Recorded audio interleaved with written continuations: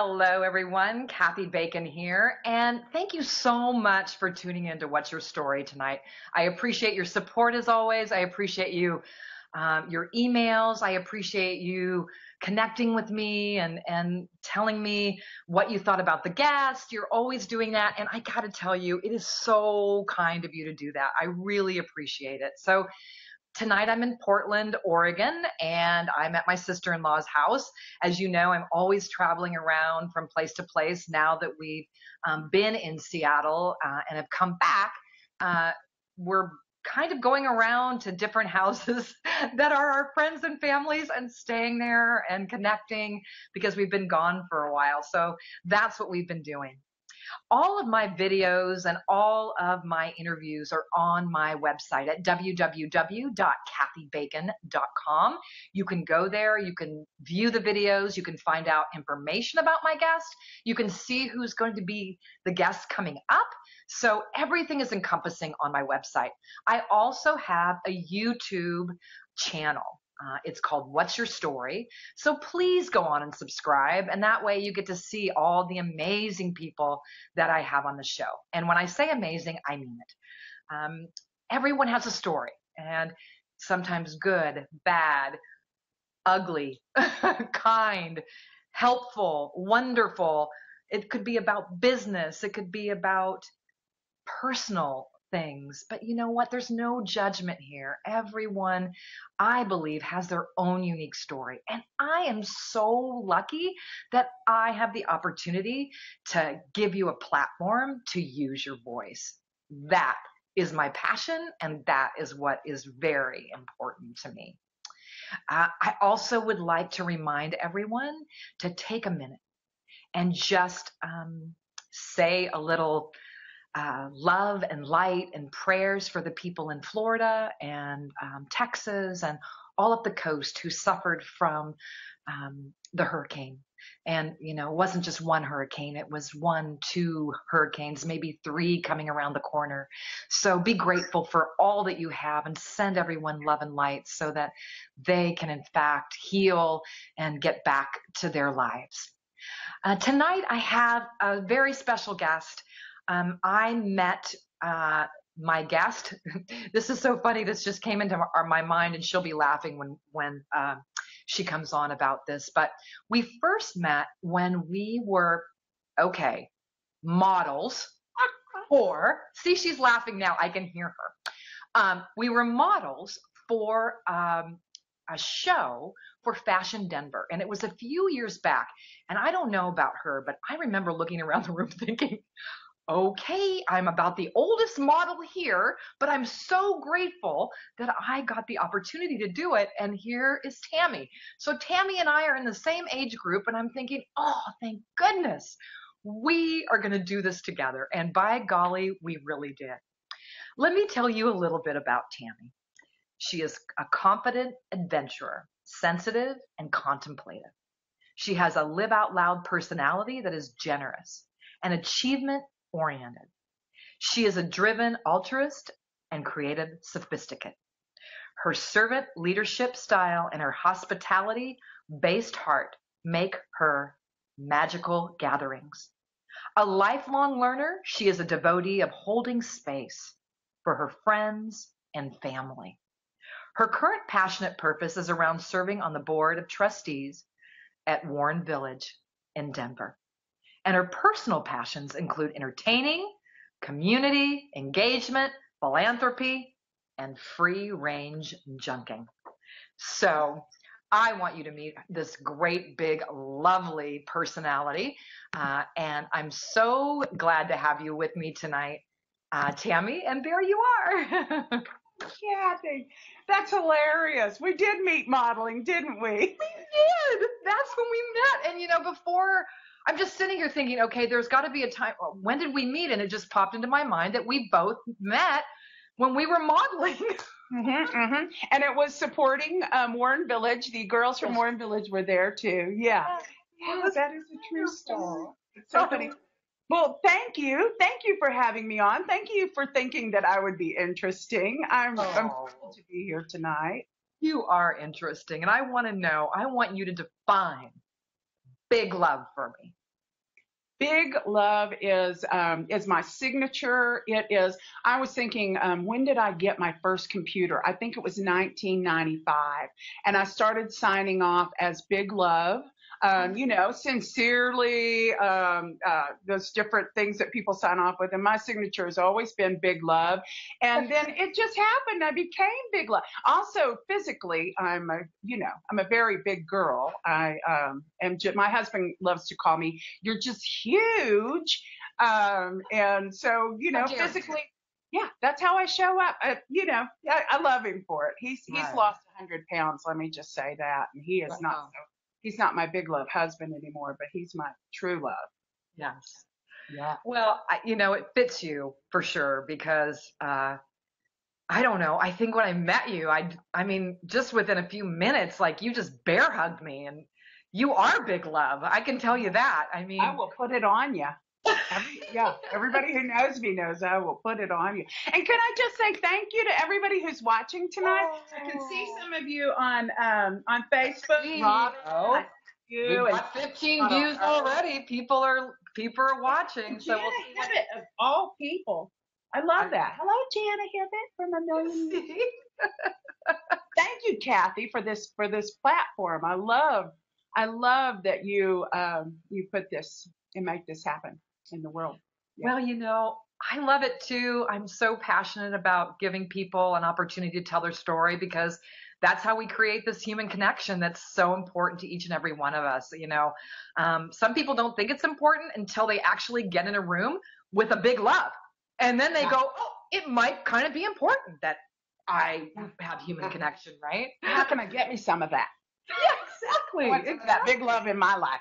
That's right. So you live in the suburbs, and that to me seems like I would picture you as an urbanite, living close to downtown, being all over the place. But my heart is in the city. It is so in the city. And I'm coming live to you from this is my bedroom. This is my sweet little space. My bed's right up there. Your bedroom? Yeah. This is your bedroom? Are you kidding? And the girls who know me know this is the place you come when we have parties. This is I hold this space for my girls. Yeah. I ended up down here in the suburbs, and I'm in one of those cookie cutter houses that's just exactly the same as everyone else's. And then my dear friend, Maddie Weber O'Connell, came over, and she looked around and she goes, I bet none of the other houses look like this. And I thought, oh, it's so true. This is a nice big space for me and all my big people. And I found my tribe down here. I found my girls. We have a mahjong group. I've met some of the most beautiful and amazing women. And I ride my scooter on the parkway to just keep everybody upset. It's what I do in the suburbs. But I probably go to Denver sometimes 2 and 3 times a day. And you and I were talking about the traffic, and that is a chore.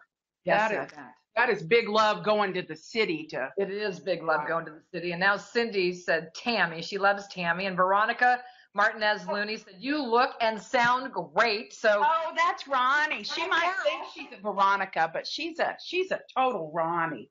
Oh, Big Love, big glasses. Thank you, Robin. Those are my big glasses. This is fun. This is so fantastic. She just came on. She helped me with the lighting, honestly, I have to say. Oh, she did, because your lighting's very good. And my lighting is, I'm trying to work with my lighting. During the day, it's much better, but it's okay. At least you can see us. So yeah, here we are. You live in the suburbs, and it sounds like you've shaken up everybody there. You go to Denver quite a bit. And from what I see a lot, and just knowing about you, is that you collect art. So can you tell us a little bit about your art collection? Yes. And I just did a really cool platform. Some of the girls that are on here were there that evening. There's this really cool thing in Denver that's called Ignite. And yes, I know. The tiny TED Talk. And so the Ignite is a spark. And I wanted to do one. It's 5 minutes and 20 slides, and that's it.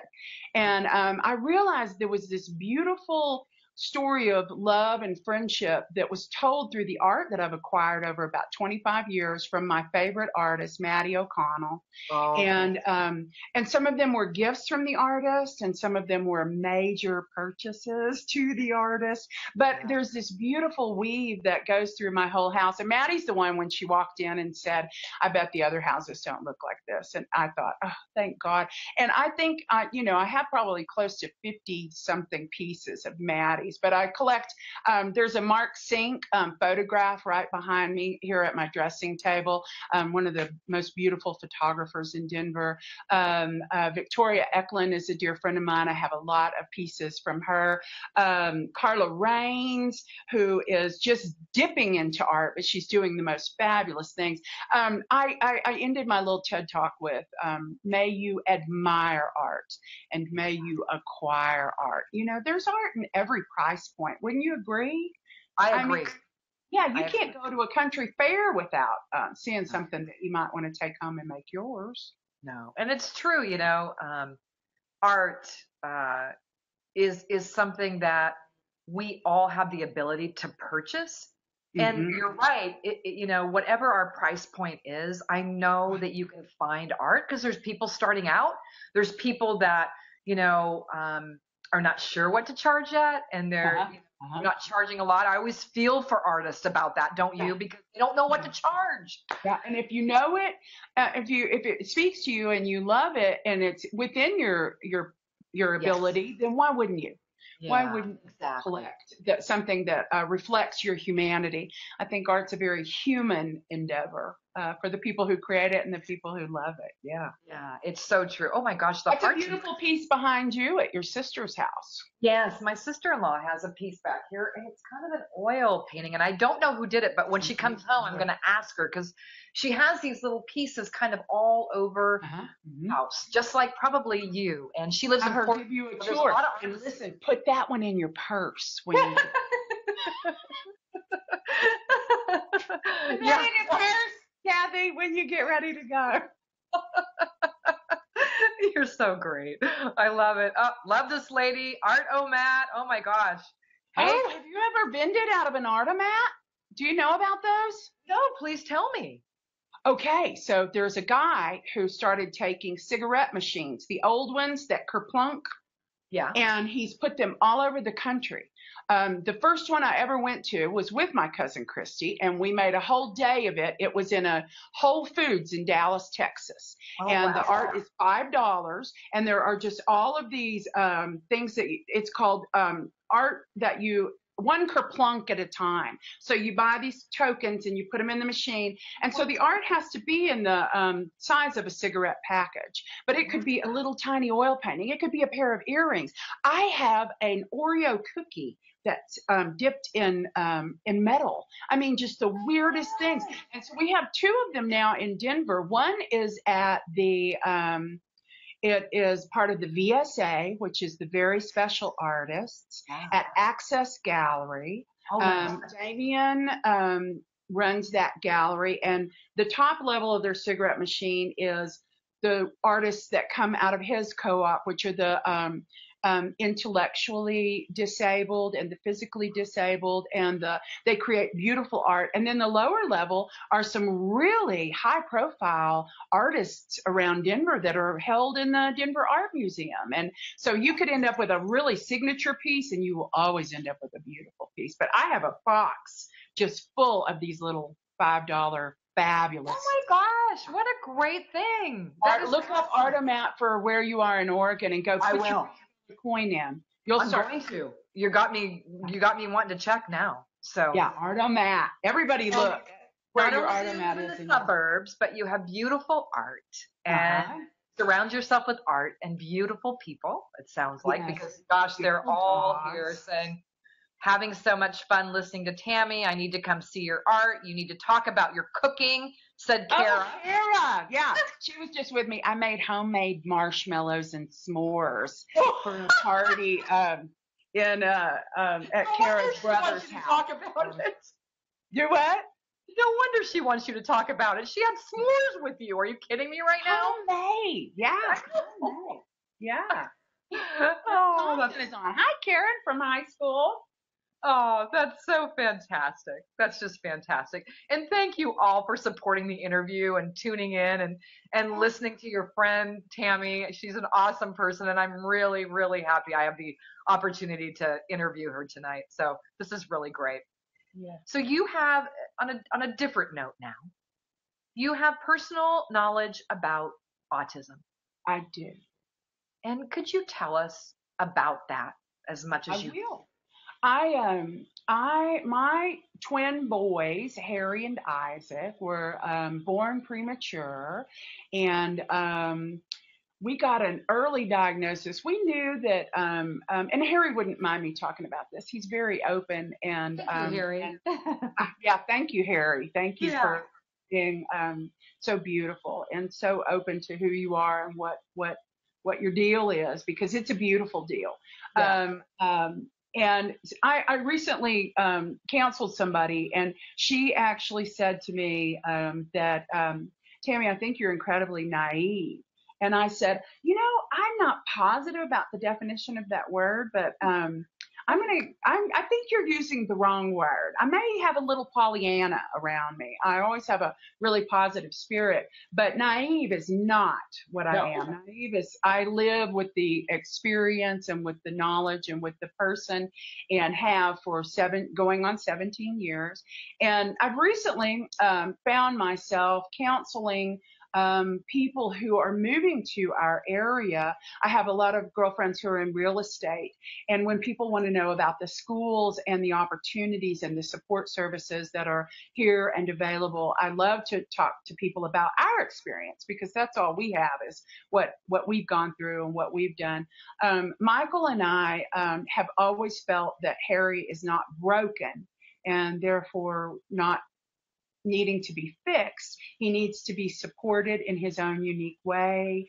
And we found early on, that's another, sort of spectrum of hospitality, that you show up at those meetings with food and drink, and it's the honey. You show up with the honey and never the vinegar. And Michael and I have been very lucky to have had an outstanding school experience, and we're in our junior year now. We're looking at our senior year, and you have someone in your life, and I know some of the people on the phone tonight, I don't know if they would feel comfortable with me talking about it, but some of the people who are listening tonight are in the same situation, and we all need each other to give and get advice. That's the single biggest thing, is being able to tap out, being able to ask, what'd you do when this happened? And feeling like you're not alone, I think, in any situation like this, right? Yeah. You don't want to, I mean, when you first realize it's happening, because the outside says something's broken, but it's not. Yeah. So you have to put all that aside, and then you have to look at what you have, and you just embrace it, and then you find the people that you need to embrace you. Right? Yes. And think about Temple Grandin, who went through this back when nobody even knew there was no word. And the landscape is always shifting. But I'm always looking at the ones who've gone before me. And we're in a place now where we're transitioning. How's Harry going to go to college? How's Harry going to get a job? Is he going to be able to live by himself? That may be why we have to stay in the suburbs, is because we need a big house for all of us to stay in, because we haven't discounted the fact that Harry might be with us. And we, that's going to be good too. That's going to be it's going to be what it's going to be. That's right. Well, it's great that you have the knowledge and the ability to speak with others about it. I think that's really important, that you have that knowledge and you have it firsthand. And how great is that for people that are moving into your area and not really knowing who to turn to when this, because again, the outside says something's broken and we have to fix it. Well, and Kathy, there's still shame around it too. I Some know. people decide to embrace the shame and the blame, which is okay. I've seen that too. It's one way to do it. We Right. have been very open and honest, and we have Yeah. a beautiful child who is also open and honest, and Awesome. can go to his teachers and advocate for himself, which is yeah, yeah, Yes. yeah. Here's who I am. Here's how I show up. Let's talk about how we can accommodate and modify so I can have a place in this classroom.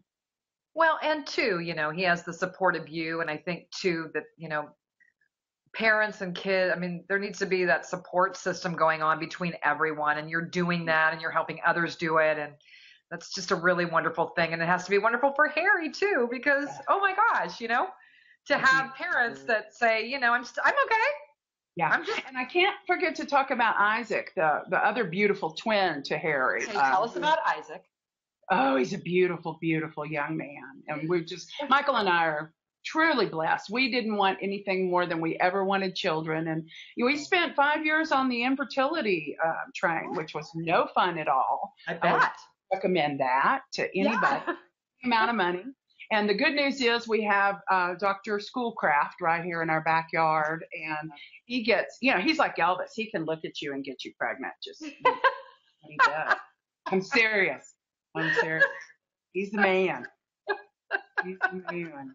What are people saying? Oh boy, always show up with the honey, Rick Wells. Oh, I love that. Rick Wells, he's big restaurateur down in McKinney, Texas. Of course. Oh, thanks for tuning in, Rick, all the way from Texas, and also Christy. My little sister for your generosity in helping us through this journey. Yes. Okay, I'll accept that. You're welcome.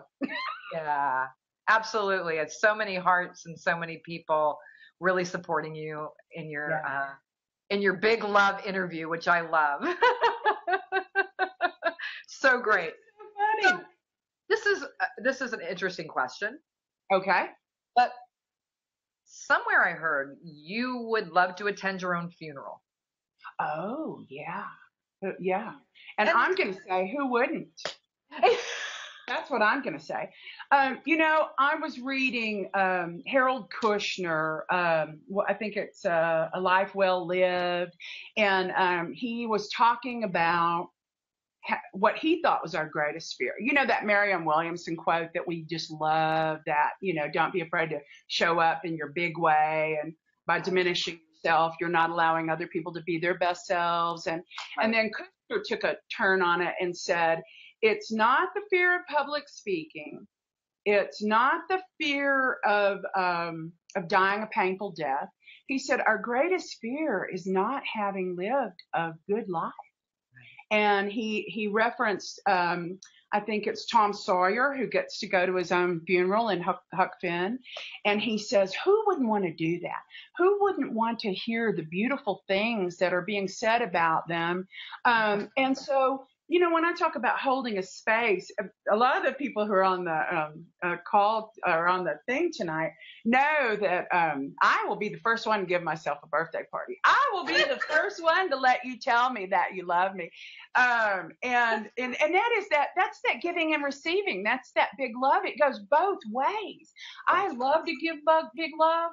I love to get big love. My friends and my family and the people who love me honestly and authentically and who show up to support me day in and day out, or not day in and day out. There aren't too many of those, but my greatest love is one of those. But that's what I just love to sit back and hear people say the lovely things that I may or may not get to hear while I'm here. So if you got something you want to share some big love with me, please share big love. Yeah. And do it while I'm alive, please. Right. And you hear about those people who have their own funerals, that they know they're going and they want their friends to come and talk to them. I often think about what that would look like, what the end time would look like. And the one thing I do know about death and dying is that it belongs to the person who is having to go. Right. And they get to do it however they want to do it. Yeah. And boy, if they want you in their sacred space, that is a gift. Yeah, it totally is. It Mhm. totally is. And Mhm. you even host your own birthday parties, I think. Oh, absolutely. I've never been to one, but I'm telling you. Well, we'll have another big one. It's the big O birthdays, right? Oh, So, yeah. So the 40th, we rented the Oriental Theater up in how Northwest great. Denver. Oh, I We love had about 200 guests. A lot of the folks who are on here were there. We had 19 acts. We had Oh, two bands, and I asked for gifts of chocolate, cigars, and liquor. So that was, that was the 40s. In my 50s, I hosted a beautiful sit-down sort of Carol Burnett style show at the Botanic Gardens, nice. and we subsequently raised $60,000 in support and in kind for Warren Village, and that's Oh, my true love. So that was a little more mature. I just recently hosted a break-even party because okay. Texas family knows I moved here when I was 27, and I've lived in Colorado 27 years now. It's hard for me to believe I've Yeah, been that's here. a long time. Yeah. I was there for As long as I 15 was and it in. went by so fast. Yeah, yeah. So we celebrated with a dance floor downstairs and a whole bunch of two-stepping, and we raised over 10,000 for Warren Village doing that, and had 150 people here in the house. Oh.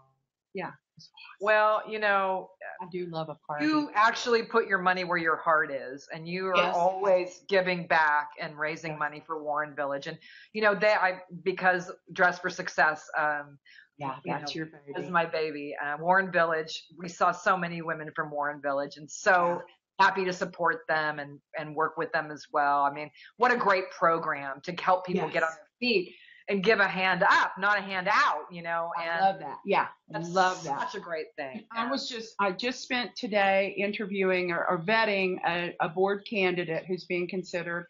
And I kind of just told her, I said, there are certain institutions and organizations that you may not want to know how the sausage is made. You just don't even want to know that or see that. And I said, Warren Village is one of those that down to the last dollar that is given, there is so much care and thoughtfulness around the mission and what we do. And man, it's a beautiful, beautiful piece of work. Well, and it's nice that you're on the board now, and I'm sure that you are kicking some butt and taking some names. Well, it's just help and support and service. Service to those beautiful women and sometimes men, mostly women. Yeah.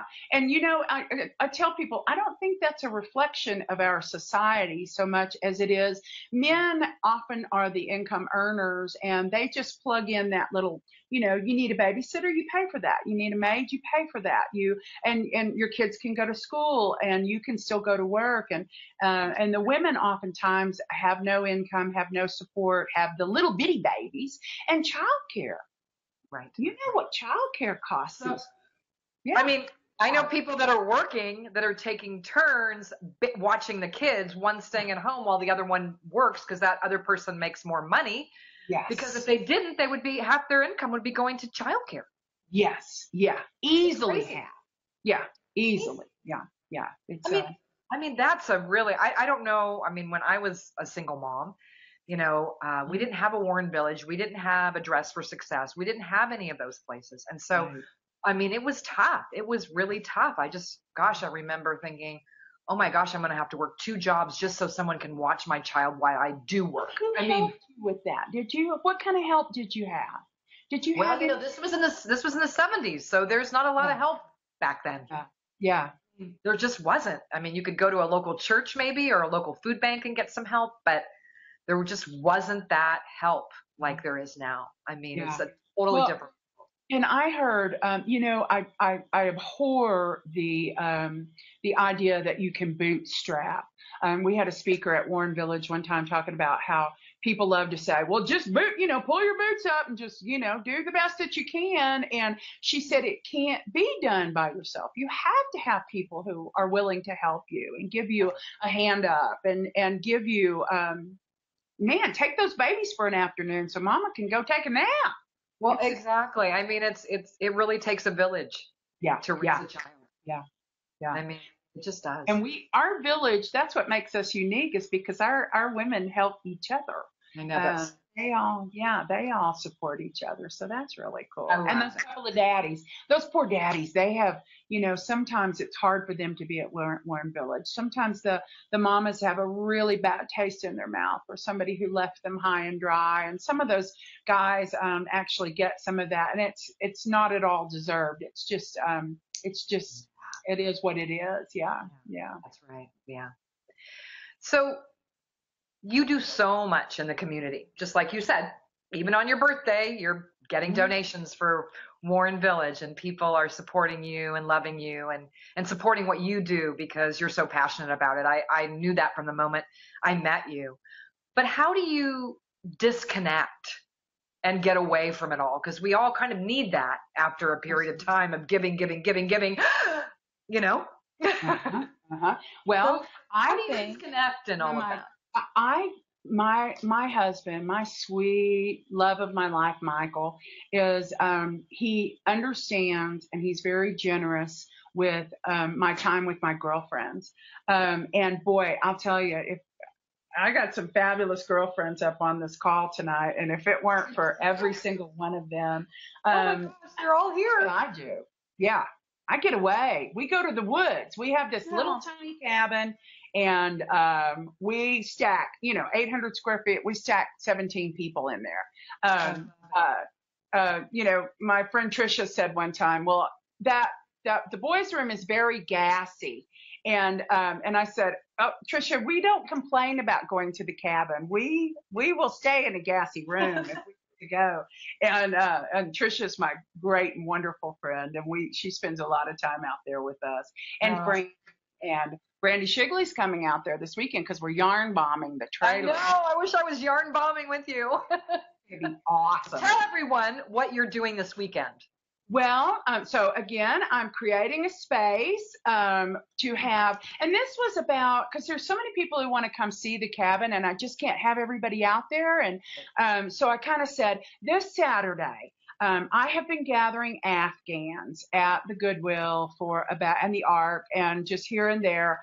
I've not paid more than $5 for any of them. I've paid $3 for most of them. And so I've probably got 50 Afghans that we are going to actually approach the Ladies Fancy Work Society. They're the underground yarn bombers of Denver. They're internationally known, actually. They're, and because it's an act, I want to call it civil disobedience, but I don't think that's right. You're leaving litter behind, right? If you leave something behind, you've littered. And so that's why yarn bombing and yarn graffiti is not a good civic thing, although I find it to be very, Artful and lovely. Artful. So I saw this picture of a little trailer that had been yarn bombed, and it just looked like they put a tea cozy over the top of this thing. And I said, we can do that. And my friend Teresa, who is this beautiful, beautiful woman, and Ronnie are both helping me conceive. And we've got this idea, and we've got the grommet maker, and we've got the Afghans, and we've got the zip ties. And so we're going to put this little trailer to winter in a sweater. And so watch my Facebook page. I will. Abramovitz, if you want to, follow the happenings this weekend. And I have to say, I was kind of telling you this. This is the big surprise. There will be cake. John Spots at La Bakery Sensual is making the yarn bomb cake, and we want to talk about adorable. Yeah. That's so fantastic. What a great place that is, too. They do beautiful work and fun work, too, don't they? John Spots. Oh, my heart. Yeah, he did my armadillo cake for my break even. You remember from Steel Magnolias? Do you remember that cake? Yeah, we had that. I love it. Tammy, you're so darn cute. Yeah. Oh, my gosh. So you have a place that you have a kind of a little trailer place, and that's where you go when you kind of unwind, and then it looks beautiful because I have seen it, and I have seen pictures of it, and I've been asked before. Do what? I remember Brandy saying, "Why don't you go? Come on, just go." Oh, it's always open and available. And if there's ever a time that you can come out, we'd love to have you. One of my best girlfriends, Barbara, bought the place in front of me. And so we've kind of got this compound thing going on. And I share my place and she shares hers. And so if we have overflow and it's out, in the middle of the woods being from Texas, we would call it a pond. But you call it a lake. Yeah, not. It's a pond. So when you go there, you just unwind and you relax, and you've got a lake there, and we sit on the porch. We porch sit. That's what we do. Yeah, and have good food. And we have probably 700 albums out there. Okay. So we play great music, old school. I love that. I was just saying the other night, as I got together with an old friend, and we were by a lake on the Hood Canal, and it was just really gorgeous. And all of a sudden, we started playing 70 songs, and we just started singing. And I said, "Oh my God, it would be so cool to find a singing group where you just got together and sang 70 songs." They're called concerts, Kathy. You go to Crosby, Stills and Nash, and everyone sings along. That's what you're talking about. Yeah. When those old bands come to town and everyone goes and it's just sing along. Yeah. Well, it shows how old I am. It shows how old I am. Oh, I'm not ashamed. Well, I used to go, I saw Fleetwood Mac in the 70s in Seattle when I was in Seattle, and I think I paid $20 for a ticket. And you wish so times have changed, haven't they? Yeah.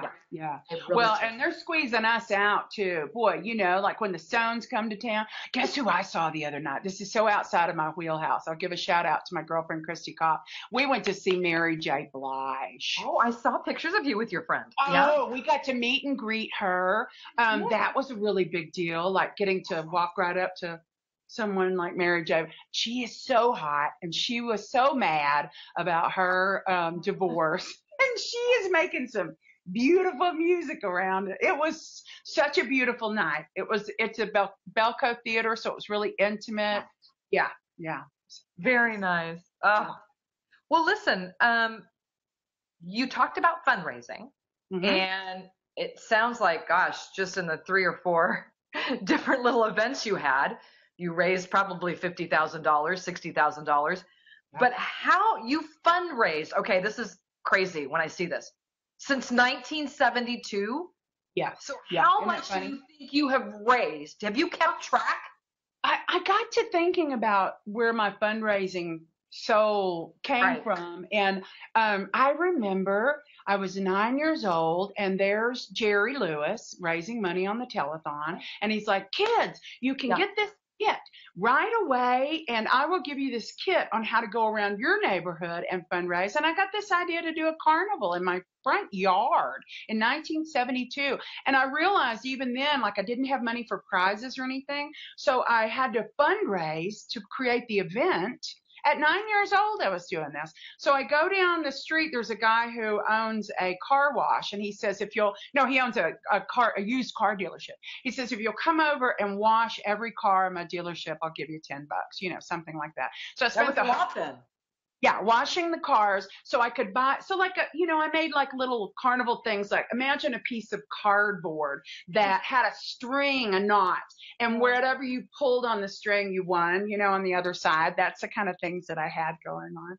And I don't remember what I raised. It probably wasn't even as much as I made washing the cars. But I remember that being a seminal place for fundraising for me. It's something I've always done. I went to a cohort on behalf of Warren Village on legacy giving, leaving money behind. And this woman, they asked her, they said, "So how much do you think you've fundraised in your lifetime?" And she said, "Oh gosh, $50 million. And I thought, she's my new hero. Like that's a lot of money. But when I get to thinking about all of the things I've done and the culmination of the effort, and I think everyone should do this. I think everyone should talk about their philanthropy. I think everyone should talk about their giving and their charity. And I know that in the Bible it says that a charitable man keeps it to himself, but I vehemently disagree. I think we all need to be talking about what we're doing and why we're doing it and who we find is doing a good job with the dollars that we're giving. And I think that kind of keeps people in check for, some of the, I'm always looking, what's the Gates family doing? What's the Waltons, what are the Waltons doing? I want to know if you have vast amounts of money where your heart lies in terms of your giving.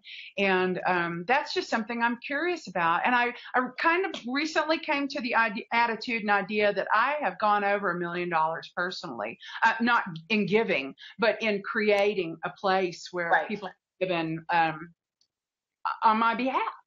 And so I'm really, really proud of that. Yeah. I agree with you. I think, we were told when we were younger not to brag and not to talk about those things, but it is really important to know what you stand behind. And I think there's nothing wrong with supporting and being able to talk about it. I remember being the executive director for Dress for Success. And, that's all I had to do. I mean, really, that was my job, raising money. I mean, I lived, breathed, raised money.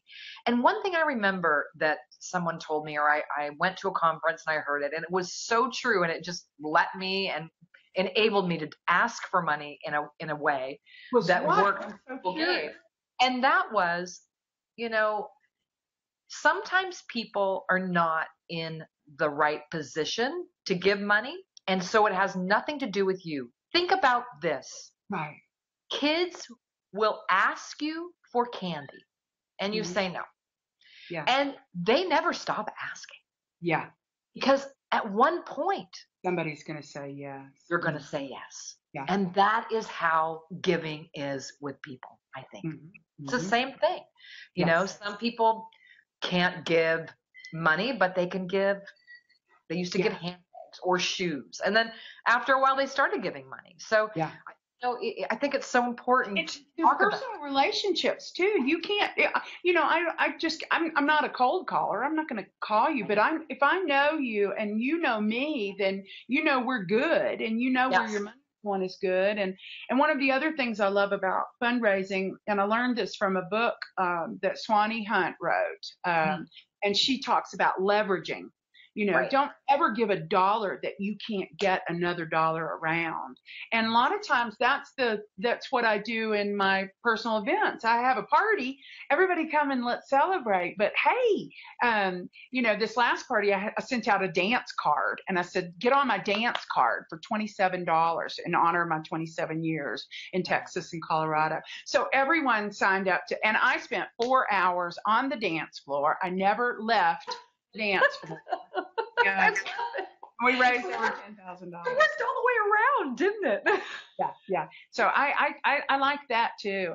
And I like what you said about always asking, and also, just being connected, that treasure mapping where they talk about, well, who can get to Phil Anschutz? Well, I can't. But, maybe somebody I know can get to him and talk about Warren Village. So I'm never averse to putting people together and connecting. That's another thing. Well, and also now, in Seattle, in Colorado, Amazon has come to town. Expedia is here. Yeah. These companies are branching out into small areas all over the place now. And Denver's it's created a lot of jobs, and it's created, to me, if you're spending time in Denver and you're a big company, or if you're spending time in Seattle and you're a big company, then you should give. Yeah. Where is your community support? What does it look like? And let's talk about the weed money. Let's talk about, how are we going to get our hands on that? Because that's not trickling down yet. That's, that's going to be a big pot when they. Believe me, that is going to be a big pot. Well said. Yeah. As long as Jeff Sessions doesn't, Anyway, we're not going to talk politics. Who else is on? So one of the things that you do. Rick Wells. It's not a lake and play mahjong. Oh gosh. I love your dance card. You loved your dance card. Yeah, that was a. And they love cake. Yes. Veronica. And Hi, Kevin Herrera just joined the conversation. Who put that hot picture up on Facebook today? I just really appreciate everybody joining in and listening. Cause yeah, it's a world class crowd. Oh, Larry Riddle is on here. Hi, Larry. High school. My yellow jackets mean the world to me. Oh, and so let me just give a shout out to our newest yellow jacket, the Denver Bronco, Sunshine 87, who is just the most beautiful boy. And if I could just make a plea to Jordan Taylor. Oh gosh, would I love to show him to Warren Village. His mother and I went to school together back in Denison, class of 79. I'm class of 81. And a bunch of my girls on here are my yellow jackets, and a bunch of the folks on here are yellow jackets. But we have a lot of pride. Dwight Eisenhower is from our town. Sully Sullenberger is from our town. Kenny Owens is from our town. That was a shout out. Yeah. Oh, you got an in all the way around. Everybody's from your town. Yeah, I mean, and I carry my people on my back. We all go. I think I said to you that I have friends from the time we were 3 years old. Cindy Goodman and I went to I can't think of the name of the nursery, that Rhodes Nursery, and Cindy is a great and dear friend of mine. She's one of the Yellow Jackets, one of the girls that, there are 8 of us that are just unstoppable in our support and love and yeah. I would love to have all 8 of you on. You're serious? Are you? When we go to Mexico, we're going to be in San Miguel. Do you want us to shoot you from there? Oh no, you're going to be off the radio. Yeah. Oh, when is it? December? We're there September 28th. Yeah, until October. Sometime. Because I can have up to 25 people on this platform. Oh, my yellow jackets would. Oh, what a fun place for us to be. Well, let's talk about it. Let's talk about it and see if I can do another day just to get you guys on. So talk to them and just shoot me an email if you can figure that part out. Okay. But I don't want to stop. I don't want to talk about that right now. But I want you to know it's open. Okay. And we'll talk about it. And you Yellow Jackets, I would love to have you all on, and I'd love to talk about all your big love that you give to everything that's happening in your life. Yeah. Tell us about Mahjong, because when I was in Singapore, everybody wanted me to play Mahjong, but I never did it. Okay. Why? Well, I think because I was volunteering. I did a lot of volunteering for a kindergarten, and I just didn't make the time to do Mahjong. But there were a lot of expats in Singapore playing Mahjong. Yes. Well, there are about 300,000 women in the United States of America that play according to the rules of the National Mahjong League. And I really think it's a group of old Jewish women sitting down in Florida who make these rules. Actually, it's a group in New York that own the card, so to speak. But I'll tell you what, Kathy Bacon, I have played every Monday night for 17 years. Wow. And it's an amazing game. It's they say it goes back to the time of Confucius. Yes. Yeah, that may be a folk tale, but they say that. And what's fascinating about it is that it's equal parts luck and skill. So it doesn't matter how long you've been playing or how smart you are. I play with a rocket scientist, and if she doesn't have any luck, she's just not going to win. It's also a beautiful social club. I have a long time group that I've played with all those years. And then my neighborhood girls, we started another group. We've been playing for about 8 years. Wow. And we go to each other's houses and we cook food and serve each other and get to go into each other's beautiful homes and just sit and, talk and play and eat and fellowship. And I just taught my cousin Christy and her girlfriends down in Texas. They've been playing for about 4 years now. And I'll tell you, it's hard. It's not bunko. It's probably every bit as wild as gin. What's that card game that a lot of I don't know. I'm not a card game player, but my grandmother played a lot of card games like canasta and Yeah.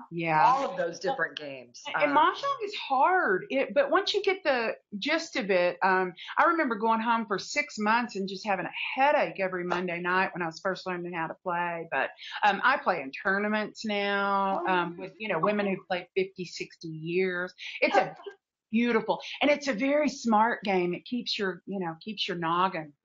Yeah. And oh gosh, look at her brain work. I will teach you. You come to town, Kathy Bacon. I will teach you. I taught a lot of people how to play mahjong. Oh wow!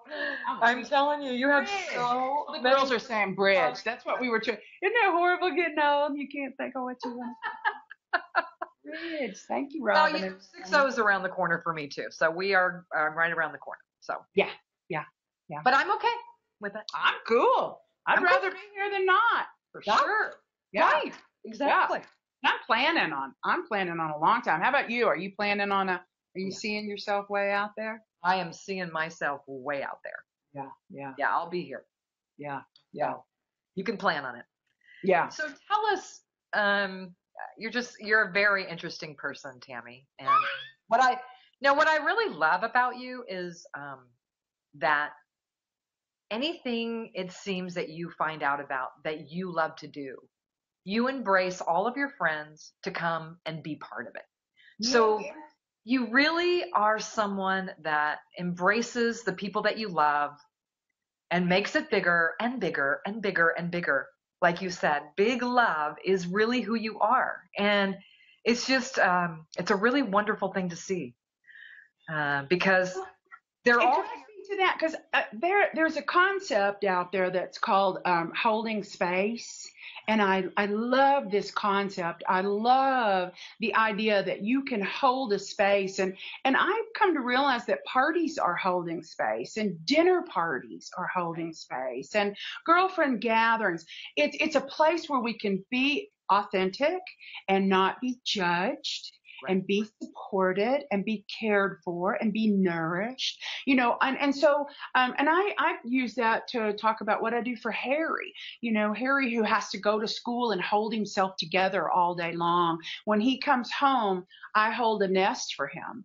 I hold a comfortable, clean, well-kept place where he can diffuse, he can be his worst self or his best self, but there'll never be any judgment here in our home. And so I love the concept of that. And I've only recently discovered that kind of that catchphrase and what it means to me personally, because I believe that's what I do. And I love to do that. I love to bring people around, different kinds of people. I also, I love my intimates. I love them dearly, but I always love meeting new people, and especially new, amazing, fabulous girls. Yeah. I just traded earrings with a girl in a bar not too long ago that we made fast friends. She had on the most beautiful earrings. I wish I could hold them up. And I said, I will trade you these 2 rings that I have on for those fabulous earrings. And we have been friends. Yeah. I love it. Yeah. It's that simple. Anybody that runs into you. Yeah.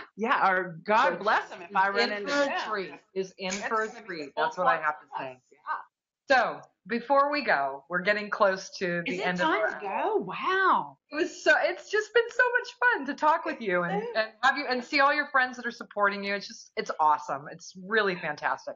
But tell us, who is your biggest love? Anyone I think who knows me would know who my biggest love is. Mike Abramovitz, who's oh my God, the best thing that ever happened to me, with me, for me, around me.